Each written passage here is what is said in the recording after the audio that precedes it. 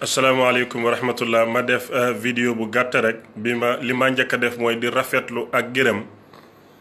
askan wi nga xam ne gis neen seen bopp ci suma wax ji gis neen ci njëriñ loolu rekk leen ci namoon te loolu rekk leen ci bëggoon ndax képp kuy wax dem ba di use social media pour ñu dégg la moo tax suñ la dégloo nag ka cay jëriñu ak ki ci du jëriñu moom loolu du sa dogal loolu dogal yàlla la ki understand li nga wax ak ki ko du understand tam du sa dogal yàlla la ma jot nag ay appreciation yu bari wax dëgg yàlla gisuma kenn ku ŋàññ ñu laaj ma lan nga gis ne mooy solution bi de su ma ko doon seet dama koy seet ci lislaam seet ko ci waxi yonent yàlla Muhammad ak waxi yàlla mooy ne neen buggante neen yërëmante neen dimbalante buñ reyante buñ xasante buñ jéppiwante buñ beddiwante lii suñ ko defee dañoo nekk under the umbrella of love and compassionate whereby kenn du soxla wala xemem dara pour mën a doon dara as far as ñi nga xam ne nag ay Gambien leen am right ci réew mi dama koy wax te dama bëgg mu leer dama ne Gambie du jullit du chrétien Gambie la amut diine amut aada ñi ko dëkkee ñoo am aada ñii di ay pël ñii di njaago ñii di mansuwanka ñii di fana ñii di soose ñii di joola ñii di leneen ci lu ma tuddut ci biir joolaa yeeg pël yeeg soose yeeg ñooñu ci leen am diine ñii seen diine di lislaam ñii seen diine di chrétien ñii seen diine di gëmuñ lislaam gëmuñ chrétien ci biir lislaam am ay naafeq ñoo xam ne dañuy compter seen bopp ci jullit yi te li yàlla wax faalewuñ ko li yàlla tere lijjantiwuñ ko ci biir chrétien si nga am anglican am méthodiste am catholique ba pare léegi am na ñeneen ñii ñu ngi leen tuddee born again ñii di redeem ñii nangam waaye ñoom ñëpp den ne chrétien leen comme ni nga xamee ne rek ahmadiya yi chia yi tijaan yi murit yi xaadir yi salafi si markaas den ne jullit leen ma gëm ne kenn ci ñun amul àq ak yelleef bu mu mun a taxawee ne markaas du jullit wala tijaan du jullit li ma gëm kay mooy kenn ku ci nekk topp sa njàngale topp ko yaakaar ne di nga am ngërmande yàlla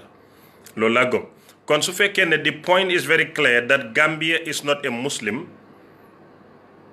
Gambia is Gambia and is for the Gambians léegi nan leen war a mun a def ba solve LGBT number one ndax si suñ aada la bokk déedéet suñ diine yiñ xam ak yiñ xamul ndax ci la bokk déedéet léegi am na ay Gambien yoo xam ne leen lesbian leen wala gay leen wala bisexual leen wala transgender leen ñu ngi ci suñ society te ñun jullit ñi nekkee Gambia atte bi nga xam ne moom la yonent yàlla Muhammad jëlee ci yàlla ñun doyut ñu ñemewuñu atte boobu bugguñ ko den ko ragal ngir den gëm ne atte boobu dafa soxor dafa bon ci doomi aadama léegi christian yi atte wuñ li bible bi indi ñu ne boobu mutut ndax ñun jullit ñi ak christian yi ñoo fi nekk ku nekk da nga am sa diine da nga toppatoo sa diine ñu indi atte boo xam ne du jullit du christian ngir mu atte ñu kon christian bi doyloowut atte bible bi nga xam ne bible bi tooñut jullit tooñut jiws tooñut kenn ba jullit yëpp tënku ci àtte ci loolu doyut chrétien bi jullit bi tam kazalika naka noonu alquran doyu ko léegi kon ay Gambien a ngi dëkkee Gambie sàggane seen diine loolu foog ñu nangu ko léegi nag bi ñu sàgganee suñ diine am yoo xam ne suñ diine daf ko xaraamal ñu nangu loolu ne waaw comme dafa xaraam xam ne dafa xaraam waaye we just don't care léegi ñu dem ba jëmmi jamono nag am leneen lu xaram lu bokk ci lu yàlla xaramal ñu ne déedéet bii moom du am su boobaa selfish moo ñëw wala naafeq wala ñàkk xam wala yab yàlla léegi nag yooyu noonu yëpp su amee su fekkee ne we are selfish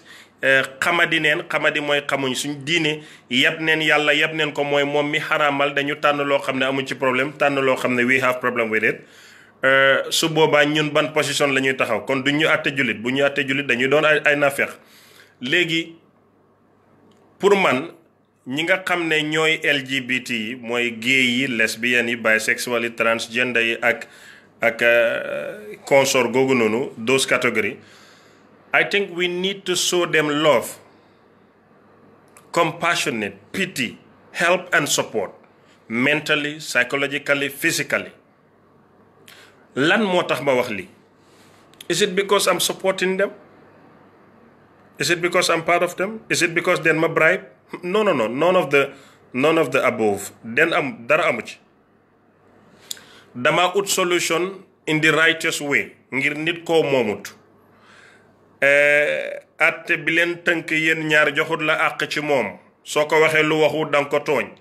te nekk na ci loo xam ne bugguloo mu nekk ci bugga nga ko cee génnee nan ngay def ma ne neen ko bugga neen ko yërëm neen ko yëg neen ko respecté neen ko jox àqam neen ko jox gëdd ndax doomu aadama yàlla daf ko bind teral ko wala xat karam naa bani aadam léegi ku yàlla teral yàlla mu màgg mi yàlla mi nga xam ne moo mën moo xam kum fonk ba teral la keneen ku la joxut teranga rek daf lay ñàkk moo tax ñu ne ñaar da nga koy cof jëriñoo ko xorom da nga koy cof sànni ci cin bi mu saf neex kaane da nga koy cof jëriñoo ko soo ko lekkee du la jëkk léegi nag gor da nga koy téye in another word olof mu ne gor ku ko teral tëral ko maanaam soo teralee gor rek dafa tëdda whatever you want to do with him he is okay because da nga ko teral loolu dafa dem back to teranga bi yàlla jox doomi aadama léegi nag su fekkee ne yàlla dafa teral doomi aadama mu nekk ci lu la neexut pour man den ko war a bëgg digal ko jege ko loolu mooy solution bi lu tax ma wax loolu léegi one of us léegi let's give example by me myself Cheikh Ahmed Cissé léegi dama xëy rek ma ne man géey la ne suma jabar may naa la baat demal Gambian society bi rek topp ma Facebook YouTube everywhere Cheikh dafa xalaku dafa bon boppam bu rëy bii kanamam bi di mel ni daali gan jéyam bu rëy bi comme ndaali njaboot xool ko mbagam yi ni butéeli falagong all those names ñu ma ko tuddee in the society I was live and brought up bi ma seytaane ñëwee wala stupidity let's call it any odd name to get it properly wala sax in another word bi ma yëfi jikkoy xaj ñëwale in typical Wolof terms pour mu leer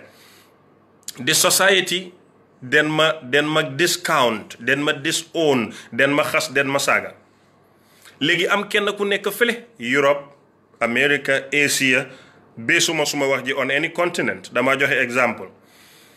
léegi ñëw na ma yow Cheikh Ahmed Cissé bi nga ne géey nga sa waa dëkk den la doon saaga di xas léegi kaay suma dëkk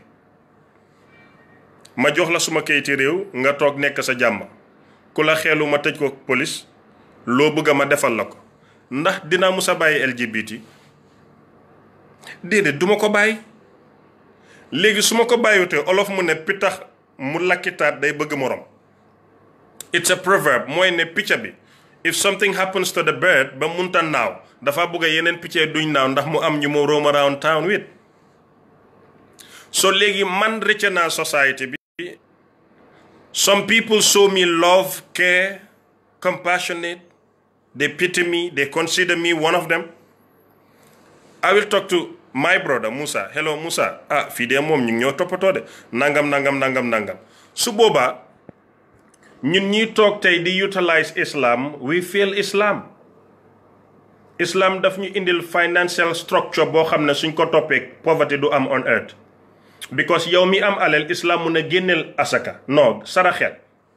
in your choice nga bañ a saraxe mu ne du problème waaye asaka bi nag su mutee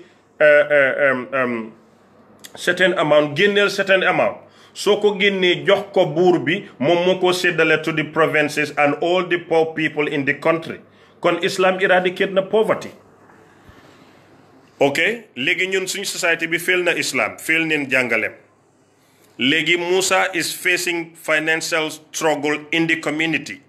ñu ngi ci in a Muslim community whereby soo xamutee dara nga am alal lu xew yow leen koo tuddee yow la ñoo gërëm yow la ñoo tagg sa ndey a ko liggéey yaa nangam ku nampateen sa ndey liggéey ndey añi doom so our mothers are now nothing in the society because financial struggle biñ nekkee and my brother there is calling me pour man ma nekk LGBT ma mun a am paper mun a relax mun di teral suma yaay di ko yóbbu Màkka di ñëw those the same people who were saying Sunday sayut ko will now turn back and say beetut ma sa yaay moo fi def nangam that's the society we have as Gambia kenn mënta weddi lii ok léegi Musa ñëw na join na now 2 Gambians are LGBT we are there ah markaasi gëmuñ yàlla booy den dee saaga wali wi rek wali wi christian yi ñu ngi fi naan Jesus doomi yàlla la den dof xara bañ dem safara rek christian yi in another hand muslim yi den tarde seen diine bi nangam we together you go to the political arena duñ la wax agenda duñ la wax movement den laa ne Lawyer Darboe naankati sàngara la tribaliste la ñu ne la déedéet Barrow nelawkat la Yaya Jammeh was a dictator Halifa Sallah wax ju bari rek ak xam-xam mënut Gambie dara Mr 5%. So we ourselves in within ourselves the political arena juboo amut fa waxante lu ñaaw nga ñëw ci diine the same thing nga ñëw ci economic it's worst. The Gambian government spent I think 500 billion in 4 months moon bu nekk 25 million macha allah lu baax la yàlla na ñuy jëriñ waaye man gisuma ko. So things like this nga am ko ci society ñu ngi ñoo rocci benn suñ ñu roccee bañ mut 50 Gambians ñu ne léegi 50 Gambians den am right dëkk bi yëpp taxaw ñu ne la bokkale yàlla nga ne du problème yàlla moo xam ku ko dee bokkale loolu du suñu affaire xas jigéen buy sëy nga ne du problème jigéen buy jaay boppam du problème moom taatam booy lu ko neex na ko def karta gi ci dëkk bi ngeen di ko gis kaay win kaay séddoo bet yeeg lu nekk it's not a problème lii géem la rek ndoo yaa ko moom xëccoo jigéen ak tëdd ak jëkkëri jàmbur tëdd ak jabari jàmbur ñu ne déedéet loolu du problème waaye nag góor jigéen ñëw ñu ne non su boobaa nit ñu bañ góor jigéen ñoo ko bañ because ñoom they don't like it is not part of them comme ni góor jigéen yi bëggee doon góor jigéen ñu door a indi l'islam ne ko hey islam kaay yow miñ daxoon ngir ne dang dee dog loxo nit yow miñ daxoon ngir ne dang dee dóor nit xeer ba mu dee yow miñ soxlawutoon léegi kaay kii góor jigéen la yow bëgguloo ko nag génn dëkk bi are we for real? So to me the solution to LGBT, to eradicate it, to fight it, is not to bully them, is not saaga leen xas leen because our hands are so tied. Ban njiit la ñoo am kuy taxaw bold enough teg ay sanction ci góor jigéen te su ko tegee góor jigéen ngir ne baaxut na ko teg jigéen parce que yàlla dafa darajaal jigéen waxut ko mu jaay boppam doo mën a sanction góor jigéen bàyyi caga ba man Cheikh Ahmed ànduma ci lu tax suma diine moo ci àndul rek ma bañ reason bi soriwul su boobaa jëlal ma gambul ndax nit dafa gambul ba du am lu gambul mu taxaw ci yoon bi ut ku moo gaañ jël alalam rappinoo ko ngir mun a dem gambul it's a sickness like alcohol. People addict to gamble. Mr. Pearson ex-Arsenal player dafa addictoon ba bëggoon a dog loxo mi pour gamble dafa dem rehabilitation ngir ñu defalaat xel mi mu bàyyi gamble. Some people ruin their life because of gamble. So feebar la li yàlla xaramal te mu gën a bon ci la bokk waaye mënuñoo seppi lii sélectif ne lii baaxut ne moo tax in my belief I know the people I'm talking with mun nañoo wax ne non Cheikh warta wax lii booy dafa war a ñëw rek ne baaxut no I'm not that type of person. I reason based on liñ ma jàngal based on liñ ma yar based on my own analysis because suma baay bi ma jur ci l'islam léegi ëpput ma right ci l'islam li ko war moo ma war li ma war moo ko war benn alxuraan mooy suñ jëmuwaay ak sunna damaa xool ci sunna yonent yàlla Muhammad sallallahu alayhi wa sallam ñett la ko yàlla jox dëgëral mooy to give hard talk oyofal mooy to talk leanly with people and jaasi bi pour fayeku la. The Prophet never used force to convince anyone in Islam. He used force to riposte pour fayu bi mu fayoo ba am ndam la ko teg lam ñu njëkk a wax mooy xeex bu ndaw bi jeex na bu mag bee des buy bu mag bi sa bakken bi fexeel ba bàyyi fen fexeel ba bul sàcc fexeel ba nangam recently di am na benn coow li doon jóg ñaar la benn jigéen toog ne Yaya daf ko réeb Fatou Toufa Diallo ñu ne ko wax nga dëgg Yaya Jammeh baaxul dictateur la duma la léegi ñun jullit ñi lan la ñu yàlla waxoon su fekkee ne jigéen daf na den ko réeb neen xool kanamam gi su fa lu paase lii duggee mooy bagage yi góor su fa duggee ñu xam ne dugg na su boobaa witness am na su gaañoo witness am na suñ fa fekkee spam mooy ndoxam man ni witness am na su biiree witness am na su yii yëpp amul nag ñeneenti nit gis ko ñu ne su fekkee ne jigéen ñëw na wax na den ko réeb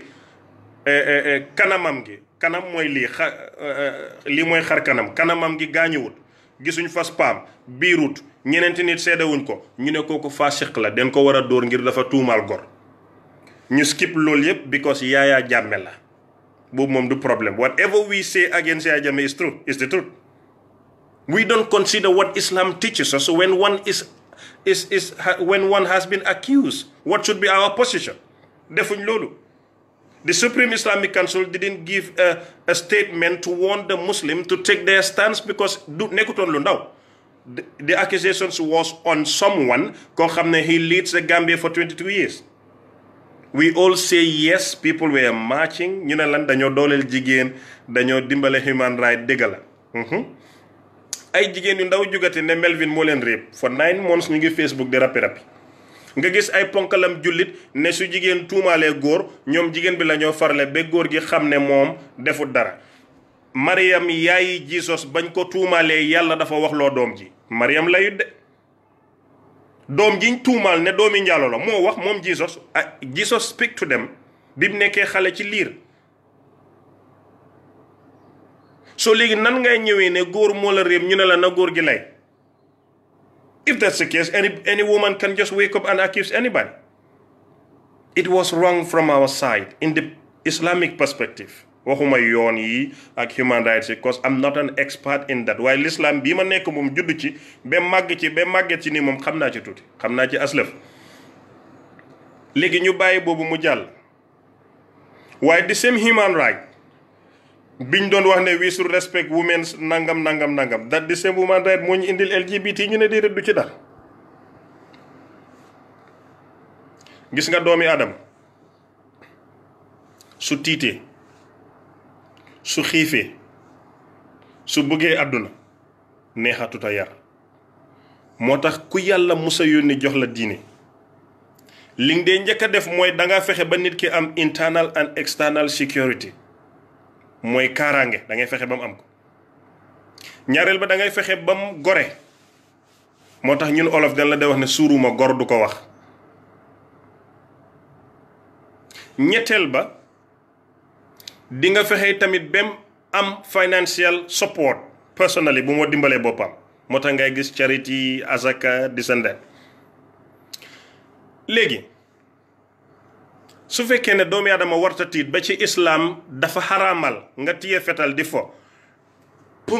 islam bëggut loolu jël jaasi booy damaa caaxaan non islam bëggut ko jël xeer dama la islam bëggut loolu daf ko bañ ngir yaa ngee tiital nit te doomu aadama waruñ koo tiital. léegi nag ñu jël l'islam bi nga xam ne jàmm la di la ko tiitale nii faata ibetaala jahannama ausbillahi soo dee dem safara rek islam is all about safara. yaa ngee tiital nit ki ci diine jàmm ji nga xam ne yàlla ko yónni muy diine ji gën ci diine yow jaayoo nit ki mu bëgg yàlla waaye nga koy jaay mu ragal yàlla ragal lépp yàlla mu ragal ko. ok léegi nit ki dafa war a suur ñu fexe ba agriculture bi dee even toothpick den ko day import. Nigeria spend $18 million to import toothpick banti seker ndeko fukki million ak juróom-ñett ci xaalisu dollar la Nigeria def. léegi ñun ñëpp den xiif léegi nag politique yi l'islam ak politique bu jaar yoon bu ñu war a mën a def in our nation for us to feed ourselves is not there. léegi xaalis bunti xaalis Afrique ñaar rek nga koo jëlee nga korop wala nga nekk ci nguur waaye soo mandoo dëggu ragal yàlla em sa liggéey ci Afrique all the 54 countries pour nga am ba tekki yàlla mun na ko ndax ku jub yàlla dimbale la dinañ ci teg waaye dafa jafe. koo xam ne business am rek la lijjanti jaay dem ñëw bokkut ci nguur koroptut wax dëgg yàlla te am ay billion ci Afrique du ma ne amut ndax njub mën na lu nekk waaye man xawma ci kenn ci àddina nag xawma ci kenn koo xam ne nii bokkut ci government bokkut ci politique he is not corrupt and he is super rich in our continent Africa. I know none. Doesn't mean it doesn't happen or it didn't have. maa ko xamut. léegi nag fexe neen ba nit ñi xiif fexe neen ba nit ñi tiit ragal fexe neen ba nit ñi mënuñoo am àdduna. And some people sell the agenda in the name of religion. nga dawal sa moto bu rafet laal sa spray bu seer ñëw nit ki war laa wax ne diine lislaam nangam war laa indil ay mu ne la ragalal yàlla nag waaw am na ñu lekkut sa moto bi jaay ko may ci jullit yi diñ ci am tiyaabo nangam léegi jullit warta am moto. That is why Islam is like a remote religion comme diine ju dellu ginnaaw te islam muslim moo njëkk a defar montor ci àdduna muslim yi ñoo njëkk a am hospital modernize ko muslim yi léegi nag muy dellu ginnaaw ñuy ñàkk suñ value ne dañoo langaamu ci diine ji léegi xeti lislaam leen am waaye cafka lislaam moom kenn amatu ko ci ñun. We always use l'islam when things are not in our side. Islam, it's a solution. But when talking about Gambia, we should not say it's a Muslim country. It is not. Loolu gàcce la. Loolu gàcce la bu ñu wax ne dëkki jullit la. Let's stop counting ourselves as 95% Muslim. It's a shame for us, the Muslims. Let's just say Gambia. Red, white, blue, white, green. From Katong to Koina. Let's discuss national issue for our development. Suñ fa paree nag ku nekk lal sa sijaada booy julli jublu Rome nga julli jublu Rome booy julli jublu Màkka nga julli jublu Màkka di res ñu bàyyi fen bàyyi jëw bàyyi naafeq bàyyi nangam dëkk bi mun a dem waaye koo fi gis mu yuuxu lislaam rek daf ko févoo. Could you imagine yaa ngi tëdd ak jabari jàmbur di taayib ne góor jigéen baaxut te yow moom islam rey na la ba pare yow moom dégg nga yow against seen góor jigéen. dafa am suma benn xarit boroom xam-xam bu mag la mu ngi Harvard University mu ne ma yaa Cheikh ma ne ko waaw mu ne ma góor jigéen baaxut te du musa baax mu ne ma ndax xam nga ne àdduna yëpp ñu bari suñ nekkoon géey duñ dem tëdd ak jabari jàmbur yi ma ne ko waaw mu ne ma lesbienne yi suñ nekkoon lesbienne kon ki duñ tëdd ak jabari jàmbur ma ne ko waaw mu ne ma taxut ñaar yëpp baax waaye dama la bëgg a wan ne tëdd ak jabari jàmbur bon na bon goo xam ne sax in certain situation nekk góor jigéen a ko gën. léegi beneen bi ma cee wax mooy xoolal tey as Gambia kañ la ñoo am national debate boo xam ne ku nekk daf cee mere sa morom. yes I'm coming. kañ la ñoo mun a am debate boo xam ne dafa nekk advance ci Gambia benn ngay gis kuy wax dëgg Gambia ni appreciate ko then they drop the video and move on to something else. booy dégg nga saay booy demal nga check ko YouTube booy mu ngi wax lu sound man bilaahi waxam bi yëpp dëgg la. That's the end. We don't say things like this in our National Assembly. Do we ever heard the Muslims and the Christians ñu toog waxtaan xam lan la Christianity value xam lan la Islam value ñu ànd ci values yooyu noonu jéem koo implement in our constitution pour loolu mu àtte dëkk bi su boobaa if that's the case by this time duñ fi nekk di wax góor jigéen dafa war a am ak du war a am caga dina am. But we did not do that. The Muslims believe Christian yi safara la ñoo jëm Christian yi gëm ne Muslim yi safara la ñoo jëm te ñoo bokk Gambia. A nation whereby yow da nga ne safara laa jëm man ma ne safara nga jëm nga jàpp ma ennemi ma jàpp la ennemi. moo tax ñu ngeen wax naan let's fight tribalism ñun ñëpp den tribe. We should try ñi xamul dara noppi ñi xam tey wax dëgg te yàlla tax su dëgg bi jeexee ñu noppi. I think this is what we need in Gambia waaye du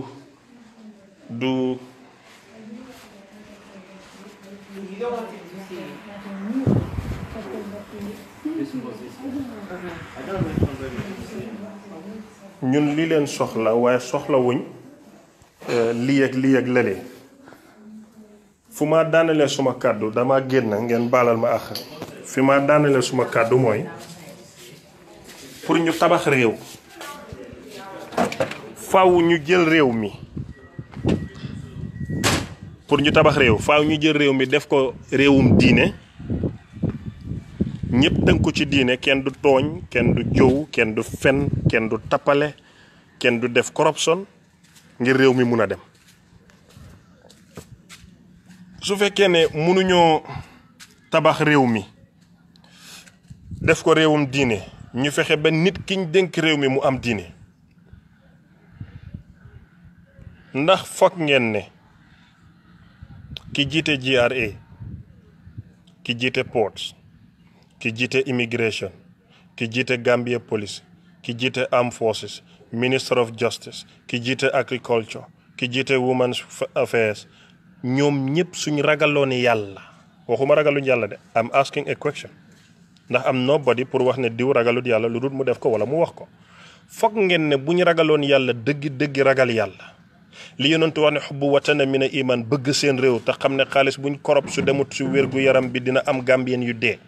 ñu put all those things into consideration ndax Gambia dina nekk dëkk bu gën a dellu ginnaaw ci àdduna ak Africa ndax foog ngeen loolu the answer is no. Now then what do we need?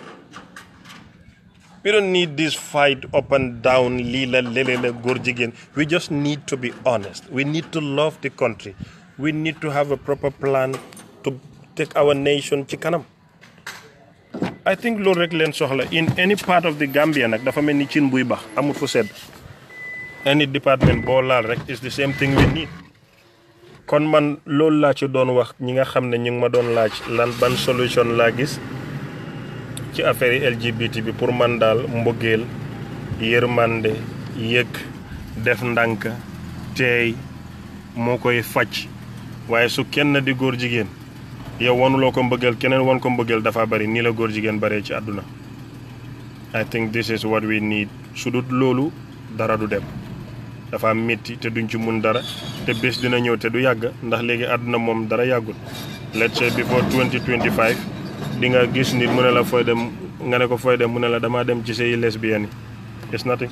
lesbianism is very much in the Gambia mu ngee dox mu ngee dem ma fàttali leen ne yéen góor ñuy sëy ak jigéen ñi di laal seen jabar yi si muuti yéen a góor jigéen yooyu am rek dafa xaram mu talaxan te mu ngee am jigéen ñaa ngi jënd ay lubrifiant di ko jox seen góor yi pour ñu mun leen a laal ci muuti am na ci dëkk bi li ma wax xam naa ko léegi nag yow mi sëy ak sa jabar islam daganal la yëpp xaraamal la muuti nga di ko def loo utee góor jigéen ñu ne yem te yow sa góor jigéen la te ne ndax moom nangu na ne dafa xaraam waaye yow yaa ngi sëy ci turi l'islam di def sa jabar lu xaraam and it's happening so we need to look at things lenn lu nekk ñu teg ko palaasam and it can start by one of us man mii ngeen di gis lu bari suma bopp maa ngi koy soppi mu óor ma ne baaxut ci réew mi baaxut ci man ma jéem ko réew mi baaxut ci man ma mun koo bàyyi waaye Gambia bii ñu bari ñu ngay wax Facebook di ratatati di wax rek su leen président wala ministre owan def ak ñoom lu korop jox leen contrat gi millions ñu xam ne dafa korop they will say yes to it and they will defend it réew mu mel noonu nag kenn ku ciy wax sa soxla nga moo tax ngay wax ak li nga bëgg kañ lay dem am na ñu bari ñu doon wax léegi waxatuñ ndax Lawyer Darboe ni mu doon waxee jamono Yaya Jammeh bi mu nekkee ci nguur gi noonu la doon waxee déedéet bi mu nekkee ci nguur gi ni mu doon waxee ak ndax bi mu wàccee noonu la doon waxee déedéet so things have changed kon ma gis ne daal liñ soxla I just take Lawyer Darboe as a sample waxuma dafa korop waxuma dafa bon dama ne ndax balaa moo ñëw ci nguur ni mu doon waxee bi mu nekkee ci nguur noonu la waxee ansa bi mooy déedéet man laajaat beneen question ndax bi mu génnee ci nguur ni muy waxee léegi mu ngi ko doon waxee bi mu nekkee ci nguur the answer is no so what do we need honesty saying that doesn't mean he is not honest I just raised that topic ne honesty leen soxla in Gambia xam nga wax ak Gambien dafa métti ndax ki laa déglu soo waxee ki mu bugga yi waxatuloo dégg da nga bon da nga mun a fen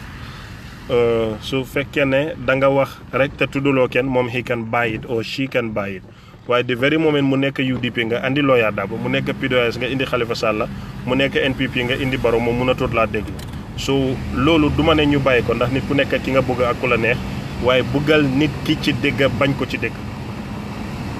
that is why dama dee urge people not to love me not to like me let them love or like what I'm saying su fekkee ne dem naa ba fenn ñu ne ma lii gëwuma ko waaye man awma solo ndax kenn laa dinaa deeta Gambie dina fi nekk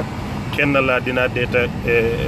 dina l'islam dina fi nekk kon li am solo mooy li ma wax ñu déglu ko lu ciy njëriñ ñu bokk ko lu ci du njëriñ ñu sànnil ma ko bàyyee ma ko waaye man suma boppa duma kenn yàlla yónniwut ma maa ëpp nit ñi bàkkaar maa gën a yées waaye wax nag su jotee liñ soxla ci wax mooy nga xam li nga wax dëgg nga wax ko te yàlla tax nga wax ko on time nga mun a